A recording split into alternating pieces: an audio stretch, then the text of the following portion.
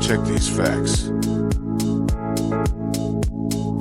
The construction's finished 1 year before the beginning of World War II.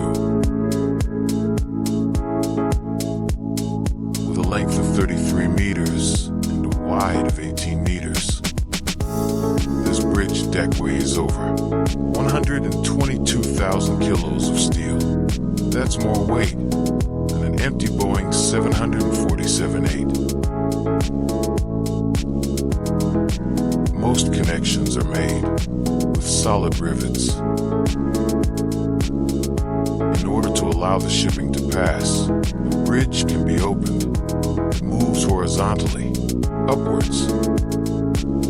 For this, counterweights of another 122,000 kilograms are needed. An amazing construction. This train bridge is located between Alkmaar and here Hugo Ward, at the backyard of Sint Pancras.